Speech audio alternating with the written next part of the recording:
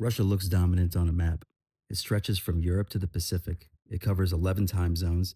It has resources, nuclear weapons, one of the longest coastlines on Earth, and one of the largest land masses in human history. At first glance, it looks like a country that should be able to project power almost anywhere on the planet. But the map is telling a lie. Russia is huge, but it isn't free. And that contradiction explains a shocking amount of Russian history: its expansion, its aggression, its obsession with buffers, its fear of invasion, and even why it became so strong in missiles, aviation, and space. Russia has the body of a continent and the coastline of a giant, but it lacks the one thing maritime empires use to dominate the world: clear access to the open ocean. The coastline seems enormous, but most of it is frozen, remote, thinly populated, or locked behind someone else's geography. The Baltic gives Russia access to the sea, but not really to the ocean. Ships leaving St. Petersburg still have to pass through the narrow Danish Straits, watched by NATO countries. The Black Sea looks more useful, warmer, closer, and more active, but it has the same problem. To leave it, Russia has to pass through the Bosporus and the Dardanelles, controlled by Turkey, also a NATO member.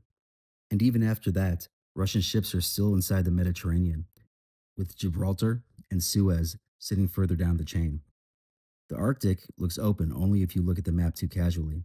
In reality, it means ice, distance, weak infrastructure, surveillance by NATO, and a narrow route into the North Atlantic.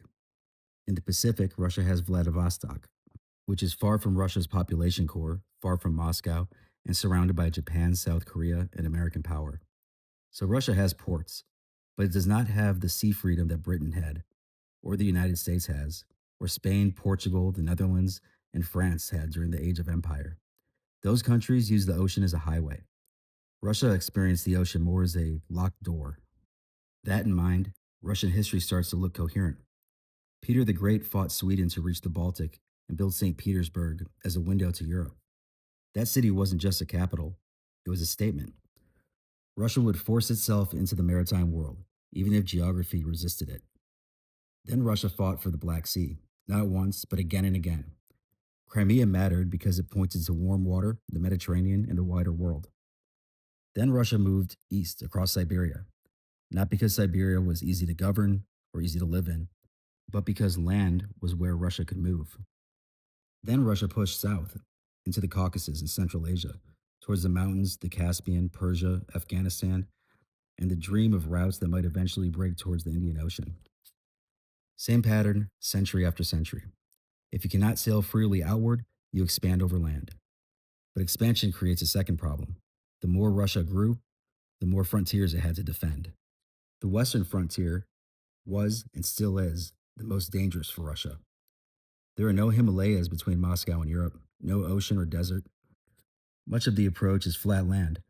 Poland, Belarus, Ukraine, the old invasion corridors of Napoleon and Hitler. This is why Ukraine is not just another neighbor in Russian strategic thinking. It sits on the open ground between Russia and Europe. It controls access to the Black Sea. It contains Crimea, ports, grain, industry, and the line between Russia's core and the Western system.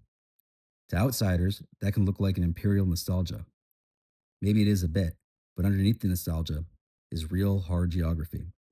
Russia sees open plains as exposure and thinks about borders in terms of distances to Moscow.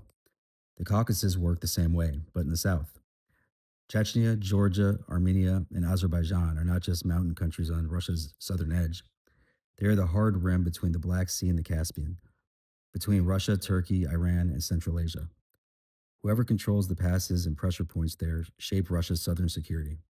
So Russia keeps acting on the same survival instinct: push outward, hold buffers, control corridors, deny rivals access, and if the sea stays blocked, build power that does not need the sea. Russia did not become strong in rockets, missiles, air defense, satellites, and space by accident.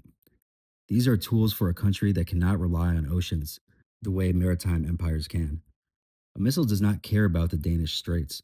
A satellite does not need the Bosporus. A pipeline turns land into leverage. A railroad binds a continent. A submarine under Arctic ice turns Russia's worst geography into cover. This is why Soviet power looks so different from American power. America focused on building aircraft carriers, blue water fleets, global bases, and oceanic trade routes.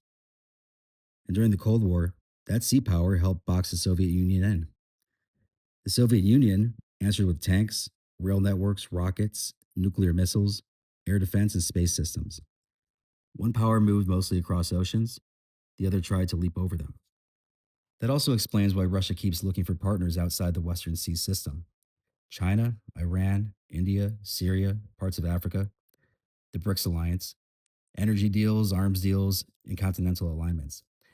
Not because all these countries share the same ideology, because they don't, but because Russia wants leverage in a world where the richest trade routes, financial systems, naval choke points, and maritime alliances are largely controlled by adversaries. That is the real map, not the giant country stretching across Eurasia, but the boxed in giant behind it. A state with enormous land depth but insecure exits, a coastline without freedom, a military built to compensate for geography, a history of expansion driven by the fear of being surrounded. Russia is not powerful because geography made it free. Russia is powerful because geography kept blocking it. And once you see that, the map stops looking like a symbol of dominance. It starts looking like a cage with nuclear weapons. Like, subscribe, and hit the notification bell for more on how geography shapes history and civilization.